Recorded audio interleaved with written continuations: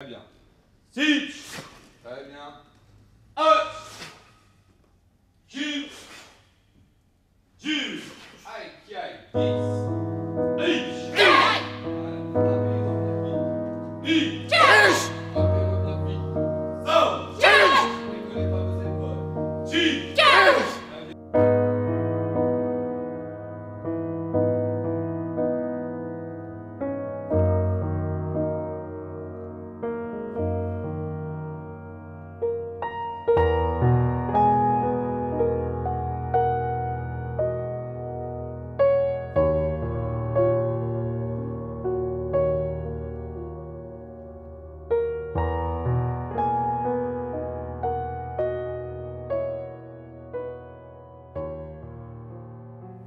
Écoutez, je m'appelle Thierry Bouillet, je suis médecin cancérologue à l'assistance publique aux hôpitaux de Paris.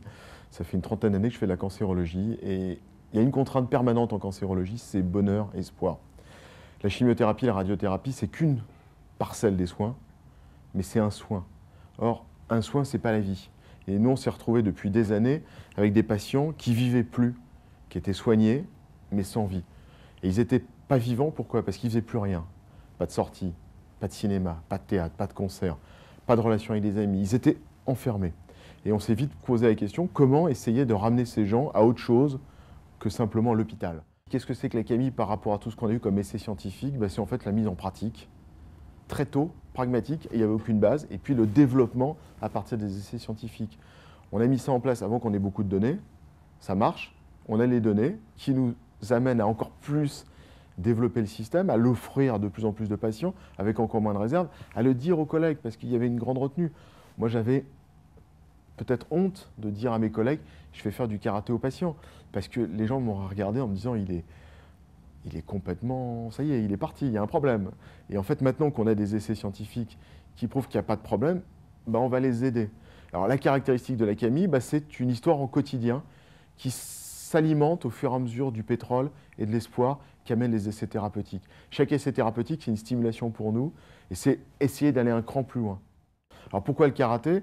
C'est complètement par hasard, parce que pour nous c'était facile, mais surtout c'est un endroit protégé du regard des autres. Un patient qui arrive dans un service de sport, parce qu'on peut vraiment parler maintenant le sport comme un soin de support, donc un service de soin de support, il a peur, il est complètement en dehors de son corps lui fait peur, le corps a trahi, il y a une schizophrénie corps-esprit, le corps n'existe plus, et la CAMI va lui permettre de tenter son corps dans un endroit protégé du regard des autres, donc il n'y a pas de critique.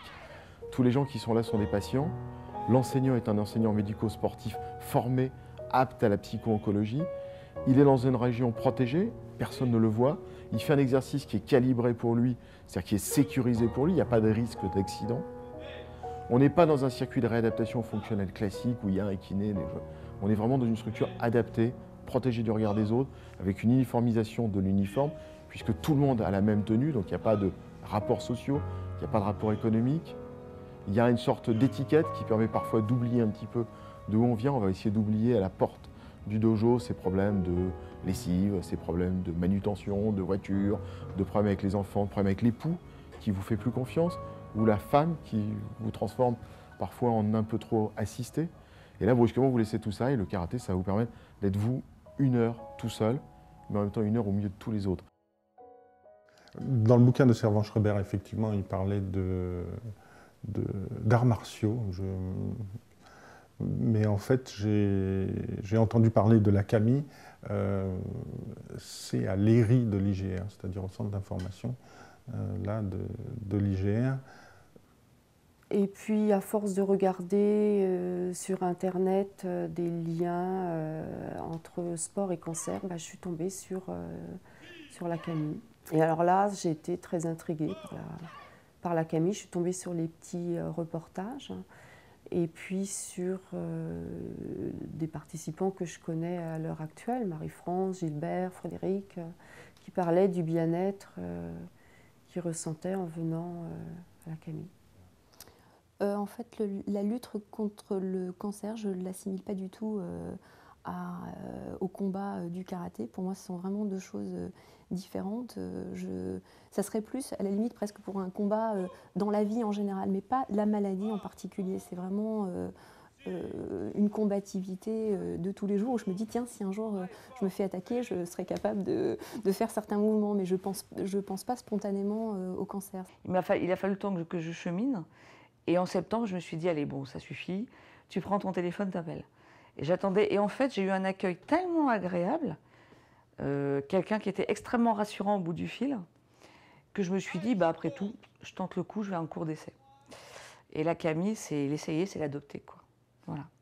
J'ai rencontré Jean-Marc vers la fin de mon traitement, c'est-à-dire que j'ai d'abord eu une période de 6 mois de chimiothérapie, ensuite j'ai été opérée et ensuite j'ai fait de la radiothérapie. J'ai rencontré Jean-Marc en